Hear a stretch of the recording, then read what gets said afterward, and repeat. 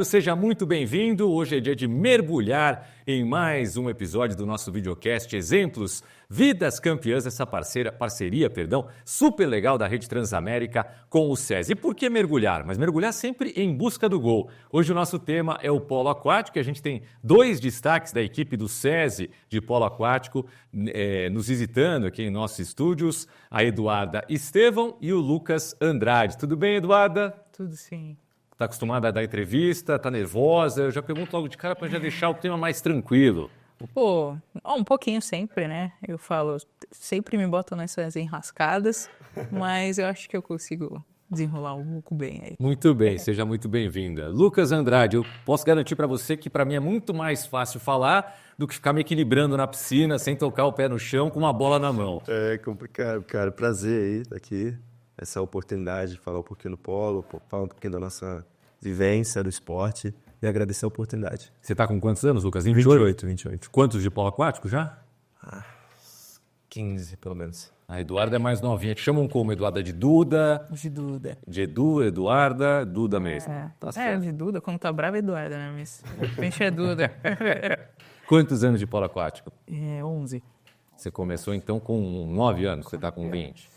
Muito bem. E como que o SESI entrou na vida de vocês? Pode começar. Pô, a minha foi eu já fazia parte do projeto do SESI, do esporte, e aí eu fazia outras modalidades, na época era futsal e natação, e aí eu sou do SESI de Jundiaí, iniciei lá, e nesse meio de participar de campeonatos e tal, em 2013 iniciou o polo aquático na minha unidade, e aí, como eu já sabia nadar, o meu técnico convidou para fazer essa vivência no polo aquático. E aí, desde então, eu entrei, comecei a gostar, porque para mim juntava as duas coisas que eram legais para mim, que era a bola e a água. O gol e a água. E aí foi quando ali me encantei pelo esporte. E desde então não parei, continuei e fui cada vez vendo que podia evoluir dentro do esporte. E você, Lucas, como é que foi? Eu iniciei o polo em Santos, né? Eu sou de Santos. Tudo por causa do meu irmão. Meu irmão gostava de natação e tudo. Aí minha mãe falou, não tinha inscrição para natação. Ela falou, tinha polo aquático, vai lá, vai fazer. E eu gostava, sempre gostei de futebol, sempre gostei. Aí meu irmão começou a competir e tudo, e eu tava no futebol e, cara, eu não saía dali. Eu falei, vou jogar, vou fazer isso aí também, vou pro polo. Aí comecei a treinar. Aí eu fui pro Internacional, que é onde é um pouco mais profissional e compete, né? Internacional, um outro clube de Santos. Isso. Aí iniciei lá com eles, aí comecei a competir, jogar. Aí foi passando os anos, fui convidado para jogar no Paulistano. Tá. Depois de uns anos e tudo, vim para São Paulo, já tinha 16 anos na época, 16 para 17, fiquei. Aí eu tive uma Aí você já estava pensando, tipo, essa pode ser minha profissão? Exatamente, aí começa a receber um salário e tudo, eu ver o mundo com outros olhos. E eu tive um convite para o SESI, acho que foi 2017, ainda era da base. Aí eu não fui pro SESI nessa primeira oportunidade, e na segunda oportunidade eles me chamaram de novo em 2019. Aí eu ingressei no SESI, cara, foi uma maravilha, foi uma experiência ótima, que eu tive umas vivências em outros clubes. E quando você entra no SESI, você vê o profissionalismo, como trabalha, da forma que é feito, a valorização do atleta, aí foi muito legal. Aí permaneci, saí em 2021, 21, e voltei agora 23. Aí tô aí no SESI. Você treina em Jundiaí. O time masculino treina em Jundiaí e o time feminino aqui em São Paulo, é isso, Eduardo? Isso, é que na verdade o SESI esse ano, o ano passado, né? Eles fizeram vários times adultos em várias regiões. Então tinham daqui de São Paulo, que era a Vila Leopoldina, criou em Jundiaí, em Ribeirão. Era esses três, né? Adulto masculino. E aí no masculino eles ficaram com 3 times adultos e o feminino ficou só com o da Vila Leopoldina aqui em São Paulo. Tudo bem. Polo aquático é uma daquelas modalidades que, infelizmente, no Brasil, a gente acaba acompanhando mais na imprensa em época de Jogos Olímpicos, né? Então nem todo mundo conhece as regras. Então, vamos fingir que a gente está abrindo uma transmissão aqui de um jogo do SESI de polo aquático e vocês são meus comentaristas. Aí eu pergunto para vocês, como é que joga um time de polo aquático? Tem esquema tático, que nem no futebol? Cada um é especialista numa posição, claro, todo mundo sabe que tem o goleiro no polo aquático, mas e as outras posições? Como que é distribuído um time em campo, no caso na piscina? Então, ele é dividido em 7 atletas, sendo um goleiro e 6 jogadores de linha. O curioso no polo aquático é que todo mundo ataca e todo mundo defende. Então, todos vão para o ataque e todos voltam para a defesa. Tem apenas uma posição que eu considero assim específica, que seria o centro, que é normalmente é o cara mais forte e ele sempre está de costas para o gol. Então, a nossa formação de ataque, todos os times, isso é um padrão, a gente chama de leque. Então, todos se dividem, cada um numa posição, e sempre fica esse cara do centro. Então, o objetivo do ataque, normalmente, é colocar essa bola no centro, porque é uma posição que exige que a defesa desça, né, para ajudar. Aí a gente tenta pôr essa bola nele, aí tem expulsão, pênalti, basicamente isso, assim, o mais rápido, assim. Quem tá de costas funciona ali como um sol e os planetas orbitando. Exatamente. Aí a gente tenta forçar ali nele para ele ajudar no ataque, mas... Você não é centro. Não, eu sou atacante. Eu jogo do lado, a gente chama de 4 e 5, que é o basicamente fazer gol ali, essa posição. Basicamente ser artilheiro, Eduardo. E você? Eu sou centro, só que se ferro lá no meio. Mas eu acho que é basicamente isso. A gente brinca que o polo aquático é a junção de vários esportes. Então você vê desde a regra do basquete, de tempo de 30 segundos de ataque. Aí tem as prorrogações que a gente fala. Prorrogações não, os tempos de tipo, uma bola para o escanteio, que seria no futebol, a gente tem mais 20 segundos de ataque. Acho que é basicamente isso, assim. É meio a junção de... Como é que funciona o escanteio quando o goleiro espalma para o goleiro defende, a bola vai para a linha dos 2 metros, que tem marcações de 6, 5 metros o gol e o 2 metros. Aí tem a cobrança do escanteio, assim. Ninguém vai ali para a linha de fundo que tá o escanteio. Do lado do... Isso só é escanteio se o goleiro defender. Então, se ela chutar e bater no meu braço, não é escanteio. Aí segue o jogo normal. Vemos você é o jogador de defesa e você... Isso, aí não é escanteio. E como ela disse, aí tem tempo de ataque, tem o tempo, né? Ele é dividido em 4 tempos de 8 minutos. Entendi. Aí vai tendo falta, vai pausando. É meio pausado, assim. Aí demora, em média, 1h30 o jogo. Por aí, dependendo. Se for um jogo muito difícil, com o placar muito próximo. Demora mais ou menos isso. Quem nunca jogou, eu só brinquei de polo aquático, muitas vezes em piscinas grandes, com amigos, aquela coisa, vamos jogar polo aquático, mas nunca um jogo com alguém apitando, ou com todos ali sabendo jogar polo aquático. Então eu não posso dizer que eu já joguei. E, assim, a mim, eu percebo que para as outras pessoas que são leigas, o que mais impressiona é o preparo físico, né? A força, e você tem que estar lá se equilibrando com uma bola, e aí perde a bola, volta todo mundo e nada, e tem que marcar, fora o foco, a concentração, tudo que cansa. A partir de que momento que você está apto para jogar uma partida de polo aquático? E não é que nem um jogo de basquete ou futebol que você começou a jogar, em 2 dias você já pode fazer um jogo. Sim. Você pode até cansar logo, mas você tem condição de jogar desde o começo normalmente. Polo aquático não, acho que se eu for treinar com vocês lá um dia, no dia seguinte eu não vou estar jogando uma partida normal de polo aquático. Depois de quanto tempo a pessoa tem condição de fazer um jogo normal de polo aquático? Eu acho que depende de quando você inicia. Quanto mais novo, acho que qualquer esporte, quanto mais novo você inicia, você desenvolve mais rápido as habilidades.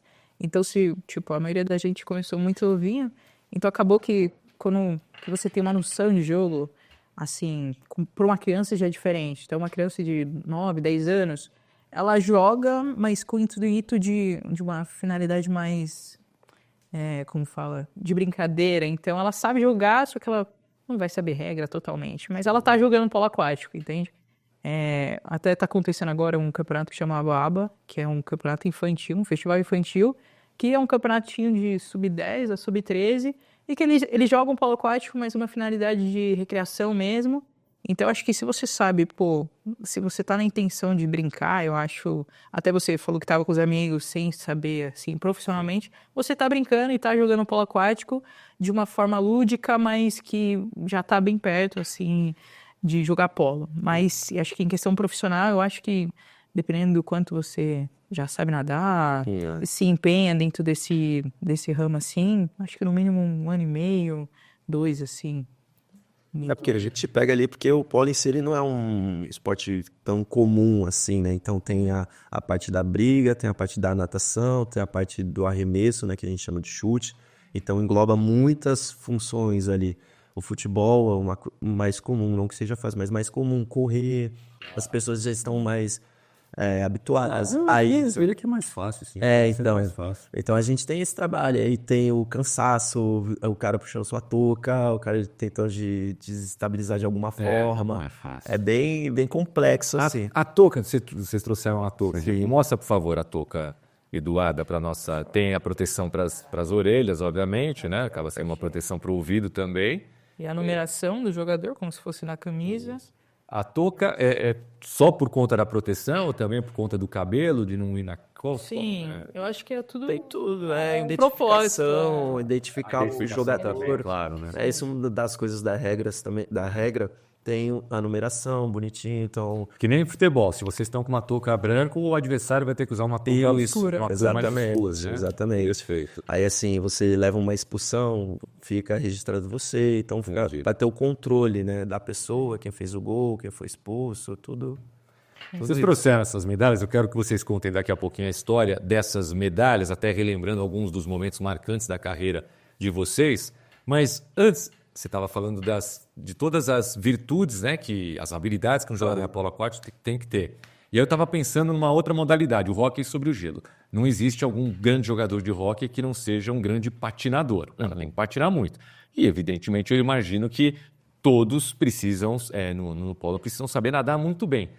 Mas tem o aspecto, de repente, o atleta do polo que nada maravilhosamente bem, muito melhor do que os outros, isso vai dar algum tipo de vantagem para ele, e alguém que não nade tão bem consegue ser um grande jogador de... Claro, tem que nadar, mas não é se pular na piscina para apostar corrida com todos os outros jogadores do time, vai ficar para trás. Mesmo assim, ele pode ser um bom jogador de polo aquático? Pode. Eu acho que para a natação, o nosso esporte ele é fundamental, é a base. Então, se ele já tem essa vantagem, né, de saber nadar, ele pode ter algumas vantagens dentro. Só que no polo também tem a questão da bola, né, um pouco da habilidade de passar, se deslocar. Então, só a natação em si não quer dizer que ele possa ser um grande jogador, ou um bom jogador. Ele vai ter uma vantagem ali no começo, podemos dizer assim. Agora, e referente ao cara que também não nada tão bem, consegue sim. É a mesma. Já pega na questão física. Se ele não for tão bem fisicamente, ele vai ter um prejuízo ali, entendeu? Então, acredito que seja isso. E essas medalhas aqui, essa aqui é sua, Eduardo? Mostra para a câmera aí, explica para os nossos internautas, telespectadores, onde você ganhou essa medalha bonita aí. E foi do Campeonato Sul-Americano de Clubes, adulto, agora na Argentina. Nós fomos campeões. Legal. Foi um campeonato que a gente é bicampeãs e eles são tricampeões, né? Uhum. Oh, que bacana. É um campeonato que a gente... Campeonato de clubes, vocês foram campeões pelo SESI. Sim. O SESI, assim, dentro do Campeonato Sul-Americano, ele é uma referência, né? Então, a gente já foi com uma grande expectativa de voltar com o título. E, graças a Deus, a gente conseguiu conquistar isso. Foi um campeonato muito bom. Foi na Argentina, em Rosário. Terra do Messi. Isso aí. Então, a cidade é linda. E tudo foi muito harmônico, assim. Tudo estava muito bem. O SESI deu uma estrutura muito boa pra gente, desde o hotel e transporte.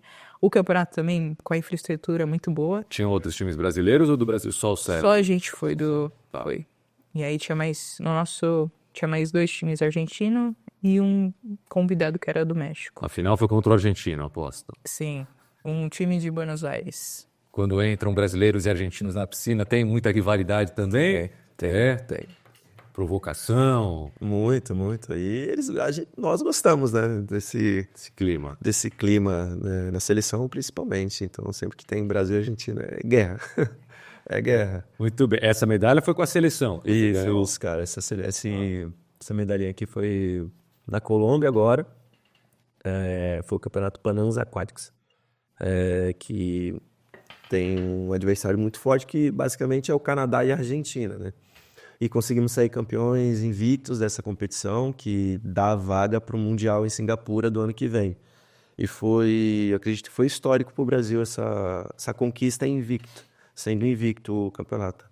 Foi um jogo bem contra a Argentina, foi o jogo mais difícil, assim. Foi 15-14. Caramba.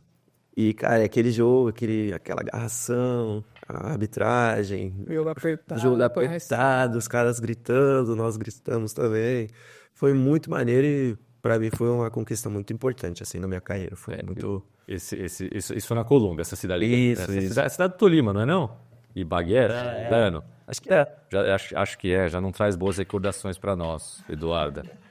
Mas já maltratou o nosso Coringão, né? Você é palmeirense? Sou palmeirense. E tem rivalidade futebolística entre os jogadores de polo aquático ou a maioria não liga tanto para futebol? Cara, eu não ligo muito. Eu acredito que entre alguns atletas... A gente acho que mais brinca. Tipo, a gente tem um técnico lá, o Ciro, que é botafoguense. Acho que é o único que eu conheço. que é fanático. Então acaba que tem essas brincadeiras assim quando ganha, algo do tipo de, mandar no grupo, né? Pô, Zoar ali, fazer a gracinha. Bom, muito legal. Vocês estão falando aí de conquistas, né? Tanto com a seleção, com os jogadores do SESI, quanto com o próprio time do SESI. Qual a importância do SESI hoje para o polo aquático brasileiro, tanto no masculino quanto no feminino? Cara, eu acho que o SESI, historicamente, assim, ele veio sendo uma peça-chave pro polo aquático e eu acredito que em outros esportes, porque ele forma muitos atletas, né? Então, e ele é usado como exemplo do profissionalismo.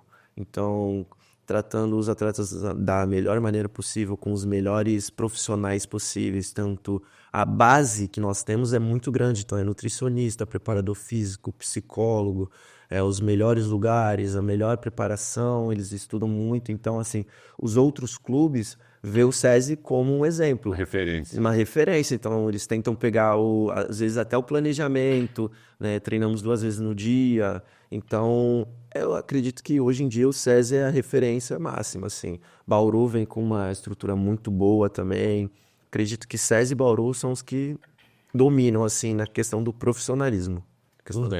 Você não jogou em outros times, né, Eduarda, para fazer a comparação, mas claro, conversa com as outras atletas, é amiga das outras atletas, você também, né, nesse tipo de conversa, de interação, você percebe a diferença também. Sim, eu acho que o SESI, além desse ser o projeto de ser atleta, eu acho que ele faz uma parceria muito legal com a educação, né, que é o Pedagogia do Exemplo, que acaba que, acho que potencializa isso dentro da gente como atleta, de sempre estar evoluindo, além de todo esse suporte que eles dão de nutricionista, físio.